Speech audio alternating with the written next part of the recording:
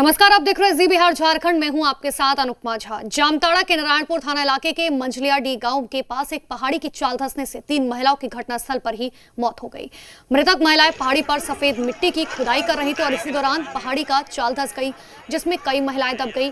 मौके पर मौजूद ग्रामीणों ने प्रशासन को जानकारी दी, जिसके बाद जेसीबी से रेस्क्यू चल रहा है। अभी तक 3 महिलाओं का शव निकाला जा चुका है। जी, हम तो घर पर ही थे। हमको यहाँ से फ़ोन किया तो हम अपना एसएसडी क्लब की टीम लेकर के पहुँचे तो यहाँ पता चल रहा है कि 3-4 औरतें धंसी हुई है।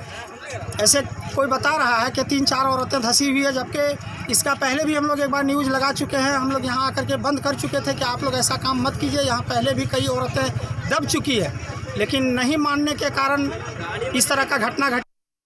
माननीय मुख्यमंत्री से मेरी वार्ता हो गई है, मैंने उनको अवगत करा दिया है और मैं कहना चाहता हूँ कहीं ना कहीं कुछ लैप्सेस है, इसको ठीक कैसे करें हम लोग और उस गरीब परिवार को कैसे हम लोग ज़्यादा से ज़्यादा राहत दें, मुआवजा हम लोग कैसे दें, इस पर मेरा फोकस है। और मैं कहना चाहता हूँ कि गाँव के लोगों से कहना चाहता हूँ कि इस तरह का मट्टी निकालने के लिए अपना जान मत दीजिए। पूर्व में भी घटना घट चुकी है।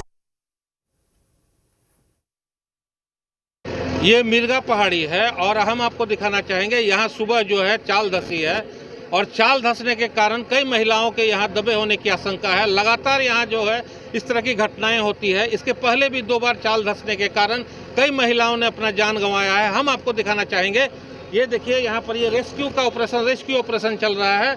यहाँ जेसीबी से ये खुदाई की जा रही है ताकि यहाँ अगर कोई दबा है तो उसको निकाला जा सके। यहाँ प्रशासन के लोग पहुँचे हुए हैं, यहाँ पुलिस के लोग पहुँचे हुए हैं। भारी भीड़ आप यहाँ देख सकते हैं। हम हमारे कैमरामैन को कहना चाहेंगे कि आप देखिए ये लगातार जो है इस पूरे इलाके में देखिए लोग यहाँ खड़े हैं, लोग यहाँ देख रहे हैं पूरे इलाके में। क्या इस तरह की कोई घटना तो यहाँ नहीं हुई। हमारे साथ यहाँ मौजूद है जामताड़ा के उपायुक्त, हम उनसे बात करेंगे। सर, इस तरह की घटना घटी है, क्या सर इस तरह की लगातार घटनाएं घटती है, लोगों को क्या लेना चाहिए, इसमें सावधानी क्या बरतना चाहिए? अभी तो हम लोग पता कर रहे हैं क्या हुआ है ना। और इसमें प्राइमरीली जो घर के मुखिया हैं, जिनके लोग यहाँ पे आते हैं उनको भी जिम्मेदार ठहराया जाएगा। भविष्य में इस तरह की घटना नहीं हो, क्योंकि ये हम सुन रहे हैं कि ये दूसरी बार हुआ है। 2010 या 11 के आसपास फिर से हुआ था। तो फिलहाल तो रेस्क्यू ऑपरेशन चल रहा है, बॉडी निकालने की कोशिश की जा रही है, क्योंकि अभी कोई क्लियर बता नहीं रहा है कि 1 हैं 2 हैं कितने लोग हैं अंदर। एक बार वो क्लियर होता है तो इसको भविष्य में कैसे रोका जा सके, इस पे हम लोग एक कार्य योजना बनाकर भविष्य में काम करेंगे। तो ये हमारे साथ थे जिले के उपायुक्त और इन्होंने स्पष्ट कहा है कि इस तरह की घटनाओं को रोकने के लिए हम लोग जो है कार्रवाई करेंगे और ताकि आगे भविष्य में इस तरह की कोई घटना ना घटे। देवाशीष भारती, जी मीडिया, जामताड़ा।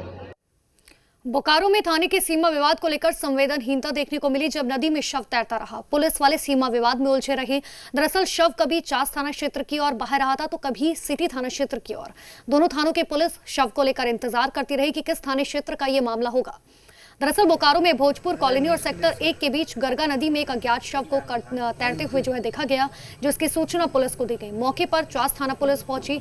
शव तैरते हुए नदी के बीचों बीच चला गया। ऐसे में फिर सूचना सिटी थाना पुलिस को दी गई। सिटी थाना पुलिस मौके पर पहुंची तो शव तैरते हुए चास थाना क्षेत्र की ओर आ गया और दोनों थाना पुलिस घंटों इंतजार करती रही। इस दौरान भीड़ भी जुट गई। घंटों के बाद सिटी थाना पुलिस ने शव को बाहर निकाला, पोस्टमार्टम के लिए भिजवाया। सवेरे बड़ा बोल रहा सूचना मिला कि गांधीनगर चौक के पास एक गरगा नदी में डेड बॉडी पड़ा हुआ है। वहाँ गए हम लोग, तो देखे कि उधर से चास थाना पुलिस खड़ा था, डेड बॉडी किनारे था, मेरा किनारे नहीं था। कुछ देखते देखते लाश वहाँ से बह गया नीचे। देवघर में साइबर अपराधियों के बढ़ते मकड़जाल को समाप्त करने के लिए देवघर पुलिस लगातार कार्रवाई कर रही है। सोना राय थारी थाना क्षेत्र के ग्राम दामाकुंडा, जरिया और जमुआ गांव में छापेमारी कर पुलिस ने कुल 11 साइबर अपराधियों को गिरफ्तार किया। ये सभी साइबर अपराधी फर्जी नंबर से फर्जी बैंक अधिकारी बनकर आम लोगों के पैसे ठगा करते थे। गिरफ्तार किए गए 11 साइबर अपराधियों के पास से 11 mobile phone, 49 SIM card, 4 passbook, 11 ATM card, 3 motorcycle और 64,800 रुपए नकद बरामद किए गए।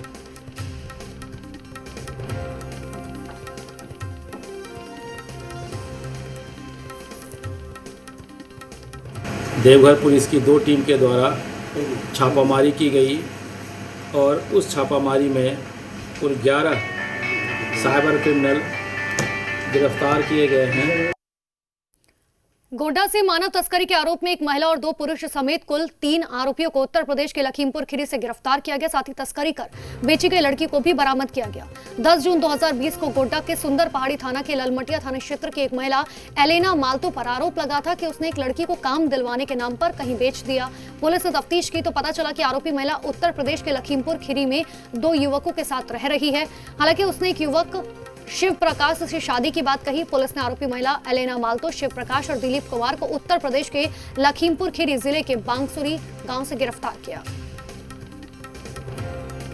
तसरिया गांव सुंदर पहाड़ी के अंतर्गत एक केस हुआ था 10/6/2020 को। उसमें यहाँ से लड़की को ले जाके और लखीमपुर खीरी उत्तर प्रदेश से बेचने की बात हुई थी। उसी में हम लोग कुछ 2-3 आदमी को गिरफ्तार किए हैं। एक एलिना माल्तो है, दूसरा रूपेश कुमार है जो लखीमपुर खीरी का है, और प्रदीप कुमार ये भी लखीमपुर खीरी का ही है। 3 आदमी को हम इसमें गिरफ्तार किए। गढ़वा में सनसनीखेज मामला सामने आया। उत्तराखंड के हरिद्वार की रहने वाली एक लड़की ने गढ़वा के एक युवक पर शादी का झांसा देकर यौन शोषण का आरोप लगाया। पीड़ित का आरोप है कि गढ़वा के एक युवक से फेसबुक पर प्यार हुआ, जिसके बाद वो कई बार गढ़वा आई।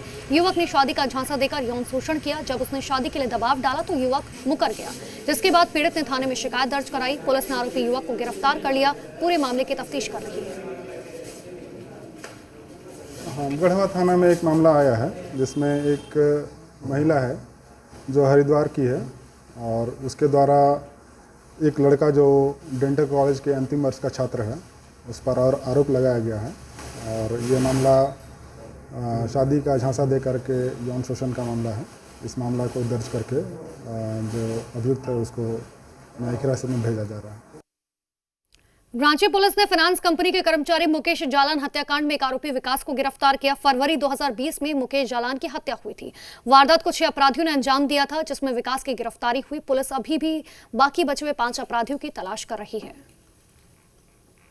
एक व्यक्ति मुकेश जालान को गोली मारी गई थी और बाद में उनकी इलाज के क्रम में मृत्यु हो गई थी। इस संबंध में सुखदेवनगर थाना कांड संख्या 6720 दर्ज किया गया और वह अनुसंधान उस कांड में प्रारंभ किया गया। काफ़ी दिनों से हम लोग इस कांड का उद्भेदन करने के प्रयास में लगे हुए थे।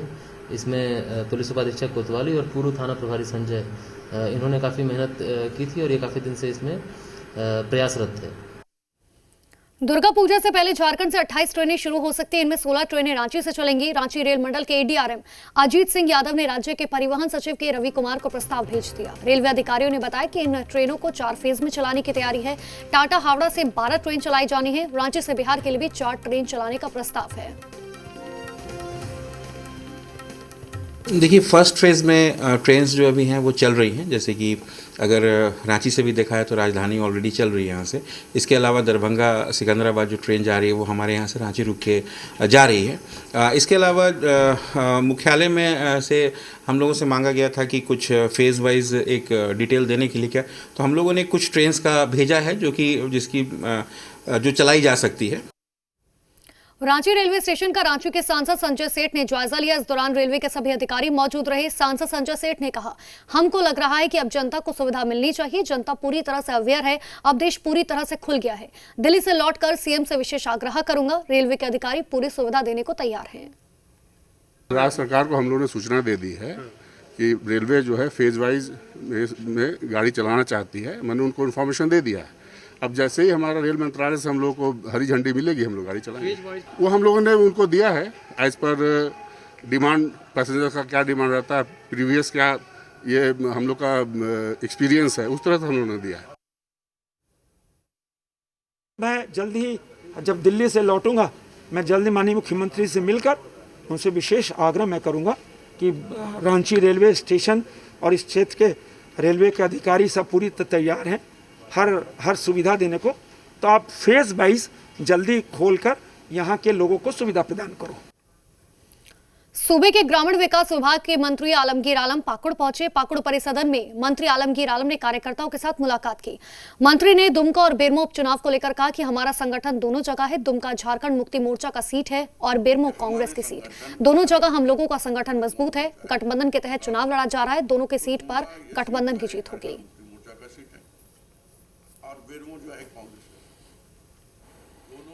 कि बेरमो और दुमका के बारे में कहते हैं कि हमारे संगठन हर एक जगह है, चाहे बेरमो हो चाहे दुमका हो।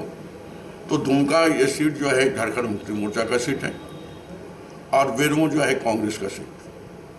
दोनों जगह हम लोग का संगठन मजबूत है और गठबंधन भी उसमें प्रयास कर रही है कि हमारा उम्मीदवार चुनाव जीत कर आए। बिहार महागठबंधन से झारखंड मुक्ति मोर्चा का चुनाव लड़ना कंफर्म हो चुका है। पटना में शनिवार को तेजस्वी यादव ने सीट शेयरिंग के फॉर्मूले का ऐलान किया। हालांकि जेएमएम की सीट वेटिंग लिस्ट में रह गई। आरजेडी ने अपने कोटे से सीट देने का वादा किया और आरजेडी के वादे के साथ ही बिहार में जेएमएम अपना दमखम दिखाने की तैयारी में जुटी हुई है। लेकिन बीजेपी जेएमएम को उकसा रही है, तंज कस रही है, चुटकी ले रही है, नसीहत दी जा रही है कि महागठबंधन में 50 सीटों पर अड़े रहना। रिपोर्ट देखिए। बिहार महागठबंधन में जेएमएम की बन गई बात। राष्ट्रीय जनता दल के खाते में 144 सीटें हेमंत सोरेन जो जेएमएम के पार्टी है अकोमोडेट करने की हो रही है। आरजेडी कोटे से चुनाव लड़ना हुआ फाइनल। सीट पर सस्पेंस जारी, सियासत भारी। जब जेएमएम झारखंड में राजद को सीट दे सकती है, यहाँ महागठबंधन में शामिल कर सकती है, तो निश्चित रूप से कम मेरे ख्याल से 50 सीट से कम पर तो इनको मानना नहीं चाहिए जेएमएम को। बिहार चुनाव में झारखंड मुक्ति मोर्चा का आरजेडी कोटे से चुनाव लड़ना तय हो गया है। बिहार महागठबंधन में सीटों के बंटवारों के साथ ये तय हो गया कि जेएमएम बिहार में छोटे भाई की भूमिका निभाने को तैयार है। राष्ट्रीय जनता दल के खाते में 144 सीटें हेमंत सोरेन जो जेएमएम के पार्टी है अकोमोडेट करने की हो रही है। तेजस्वी यादव अपने कोटे से जेएमएम को सीट देने का ऐलान कर चुके हैं। जेएमएम के हिस्से में कितनी सीटें आएंगी ये फिलहाल फाइनल नहीं है। फाइनल है तो बस इतना कि जेएमएम बिहार में अपना दमखम दिखाने को तैयार है। मंत्री मिथिलेश ठाकुर का दावा है कि बिहार में 100 से ज्यादा सीटों पर हमारी पार्टी का होमवर्क है। उन्होंने कहा कि हम महागठबंधन के साथ चुनाव लड़ेंगे। जैसे झारखंड में आरजेडी छोटे भाई की भूमिका में है, वैसे ही हम बिहार में छोटे भाई की भूमिका में रहेंगे।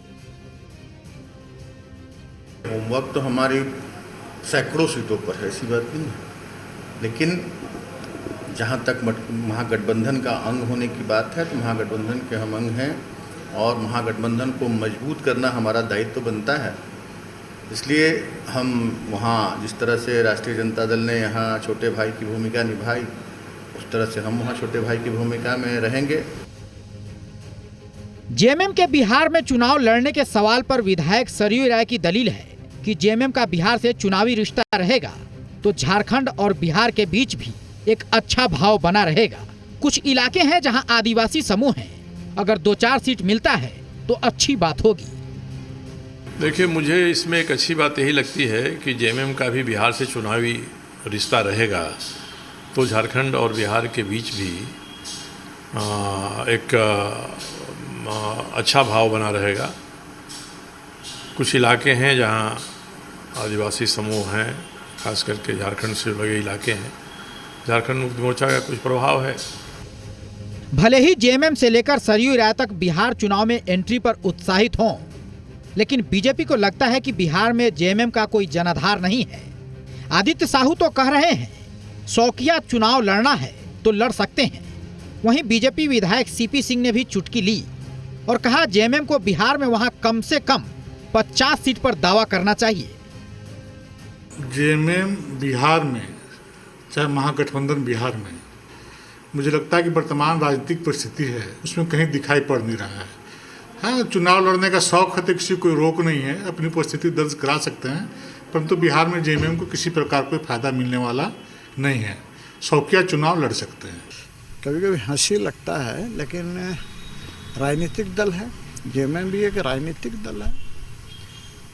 एक बार गलती से इसके सिंबल पर 1 सीट जीत गया था। अब इसको लगने लगा कि अब हम बिहार में भी अपना करिश्मा दिखा सकते हैं।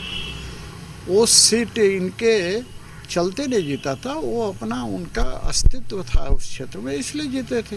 यह जब जेएमएम झारखंड में राजद को सीट दे सकती है, यहाँ महागठबंधन में शामिल कर सकती है, तो निश्चित रूप से कम मेरे ख्याल से 50 सीट से कम पर तो इनको मानना नहीं चाहिए जेएमएम को। बीजेपी के तंज और चुटकी पर जेएमएम महासचिव सुप्रियो भट्टाचार्य ने पलटवार किया। कहा हताशा में ऐसी बात कर रहे हैं, बिहार में भी वे ठोकर खाने जा रहे हैं। उन्होंने कहा कि उनकी व्यंग्यात्मक बातें हैं, पर हम जानते हैं हमारी शक्ति कहां कहां पर है और कितनी है। देखिए, अब हताशा में लोग इसी तरह की बात करते हैं, क्योंकि ठुकराए हुए लोग हैं और बिहार में भी ठोकर खाने जा रहे हैं। तो उनका ये व्यंग्यात्मक एक बातें हैं, लेकिन हम जानते हैं हमारी शक्ति कहाँ पर है और कितनी है। उस हिसाब से हम जरूर चुनाव लड़ेंगे। बिहार महागठबंधन में जेएमएम का सीट पर सस्पेंस कभी भी छट सकता है। जेएमएम की नजर 12 सीटों पर है। हालांकि आरजेडी कितनी सीटें ऑफर करती है देखना होगा। चंदन, जी मीडिया, रांची। क्या झारखंड में निवेशकों को लुभाने के नाम पर 100 करोड़ रुपए की हेराफेरी हुई? क्या देशी विदेशी कंपनियों के साथ निवेश के लिए आयोजित मोमेंटम झारखंड दिखावा था? क्या मोमेंटम झारखंड की जांच के आंच में पूर्व सीएम रघुवर दास फंस सकते हैं? क्योंकि झारखंड में 2 सीटों पर उपचुनाव के बीच पिछले सरकार के कामों पर सत्ताधारियों की नजर है। मोमेंटम झारखंड में जांच को हरी झंडी भी मिल सकती है। मोमेंटम झारखंड की होगी जांच। मैनहर्ट के बाद मोमेंटम झारखंड की आंच। मुश्किल में रघुवर दास।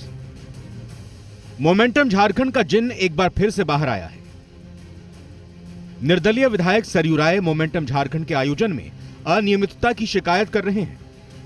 सरयू राय की दलील है कि बीजेपी लालू यादव के कार्यकाल में हुए भ्रष्टाचार की बात तो करती है, लेकिन अपने वर्तमान पर चुप हो जाती है। अब मोमेंटम झारखंड लोह अयस्क खनन मामला, कंबल घोटाले के साथ साथ पिछले 5 सालों में बनी सड़कों की जांच होनी चाहिए। मैं तो चाहता हूं कि मैं जिन मामलों को उठाता रहा सरकार में रहकर, उनके बारे में अभी की सरकार कार्रवाई करे। भारतीय जनता पार्टी के लोग भी अगर प्राथमिकता भ्रष्टाचार का विरोध उनके एजेंडे में है तो उनको भी विचार करना चाहिए। वहीं मंत्री मिथिलेश ठाकुर ने सरयू राय का समर्थन किया है। कहा, पिछली सरकार में अगर जनता के हक अधिकार का हनन हुआ है, जो भी अनियमितताएं हुई हैं, सारी बातें सामने आनी चाहिए। किसी को लाभ पहुंचाने के लिए कदम उठाया गया है तो इसकी भी जांच होनी चाहिए। एक धोखा किया गया है, ये सारी बातें उजागर होनी चाहिए। ये अच्छी बात है, मैं भी समर्थन करता हूँ। और जो भी लगता है प्रथम दृष्टया अगर ऐसा प्रतीत होता है कि किसी भी योजना में अनियमितता की गई है, नियम कानून को परे कर रखकर और किसी को लाभ पहुंचाने के लिए ये इस तरह का कोई कदम उठाया गया है, तो उसकी जांच होनी चाहिए। इसमें किसी को किस तरह कोई सवाल नहीं उठाना चाहिए। निर्दलीय विधायक सरयू राय मोमेंटम झारखंड में जांच की मांग कर रहे हैं, तो सत्ताधारी सरयू राय के सुर में सुर मिला रहे हैं। जेएमएम महासचिव सुप्रियो भट्टाचार्य की दलील है कि मुख्यमंत्री पहले ही कह चुके हैं कि ऐसे सभी मामलों की जांच होगी। निश्चित तौर पर माननीय मुख्यमंत्री जी भी ने कहा कि मोमेंटम झारखंड की जो वित्तीय अनियमितताएं हैं उन पर तो जांच होनी ही चाहिए, क्योंकि जो विशाल एक पैसा खर्च हुआ उसमें, लेकिन नतीजा सिफर रहा, तो उस पर तो जांच होनी ही चाहिए। लोग विदेशों तक गए और ऐसे ऐसे जगह पर गए, लास वेगास गए, वहां पर क्यों जाते हैं लोग, सबको जानते हैं। वहीं झारखंड बीजेपी के प्रदेश महामंत्री आदित्य साहू का दावा है कि पिछले 5 साल में तत्कालीन रघुवर दास की सरकार में हर क्षेत्र में बेहतर काम हुआ, जिसे झारखंड की जनता आज महसूस कर रही है। मैनहर्ट से लेकर दूसरे मामलों में कई जांच एजेंसी क्लीन चिट दे चुकी हैं। जांच करानी है, करा लीजिए। सत्यमेव जयते, सच सामने आ जाएगा। शहर से लेकर गांव तक भी लोग महसूस करने लगे हैं कि इस सरकार से बहुत अच्छी सरकार भारतीय जनता पार्टी की थी, रघुवर जी की सरकार थी। और जहां तक जांच का विषय है, तो इन मामलों में जहां तक मैनहर्ट वगैरह की बात होती है, अनेक प्रकार की एजेंसियां इस पर जांच कर चुकी है, क्लीन चिट भी दे चुकी है। मोमेंटम झारखंड की शुरुआत रांची में 16 फरवरी 2017 को हुई थी। दूसरा और तीसरा मोमेंटम झारखंड जमशेदपुर और बोकारो में आयोजित किया गया था। आरोप लगता रहा है कि मोमेंटम झारखंड के नाम पर 100 करोड़ रुपए की हेराफेरी हुई है। कामरान और चंदन की रिपोर्ट, जी मीडिया, रांची। यूपी के हाथरस में हुए कांड के विरोध में झारखंड में कांग्रेस नेताओं ने मौन धारण कर सत्याग्रह किया। झारखंड प्रदेश कांग्रेस कमेटी के निर्देश पर पूरे राज्य में कांग्रेसी कार्यकर्ताओं ने सुबह 8 से 10 बजे तक सत्याग्रह किया। हाथरस जाने के दौरान राहुल गांधी, प्रियंका गांधी के साथ जिस तरह से पुलिस ने दुर्व्यवहार किया, इसी के विरोध को लेकर कांग्रेस ने सत्याग्रह किया। रांची में मोरहाबादी स्थित गांधी प्रतिमा के पास कांग्रेसियों का सत्याग्रह हुआ। इसमें प्रदेश अध्यक्ष रामेश्वर उरांव समेत कांग्रेस के तमाम नेता शामिल हुए। उत्तर प्रदेश में योगी की सरकार में और जिस तरह से लोगों का मुंह बंद किया गया, वो डेमोक्रेसी के लिए बढ़िया बात नहीं है। दलित लड़की थी, इलाज उसका होना चाहिए था, इलाज नहीं कराया। बाद में जब स्थिति गंभीर हो गई तो दिल्ली भेजा गया। अब बाद में भी अब हाथरस के जिस गांव में वो रहते हैं वहां जाने से लोगों को रोका गया। राहुल जी, प्रियंका जी जा रहे थे, उनको भी नहीं जाने दिया गया। सुप्रीम कोर्ट ने साफ कहा अपने फैसले में, अगर कोई महिला, कोई लड़की कहती है उसके साथ रेप हुआ है तो रेप हुआ है ना, रेप हुआ है, उसको नकार नहीं कर सकते आप। वो साक्ष्य मिलना, प्रोबेटिव एविडेंस का होना नहीं होना, वो मान्य नहीं रखता है। जब कोई महिला, कोई लड़की, कोई बच्ची कहती है उसके साथ दुष्कर्म हुआ है तो दुष्कर्म हुआ है। पुलिस का कोई अधिकार ये कहने का नहीं है। मैं भर्त्सना करता हूं पुलिस अफसर का जिसने ऐसा बयान दिया टीवी में आकर के। उसको समझना चाहिए, उसकी पढ़ाई बेकार गई मैं कहूंगा। और इसी के साथ फिलहाल खबरों में इतना ही। देखते रहिए जी बिहार झारखंड। नमस्कार।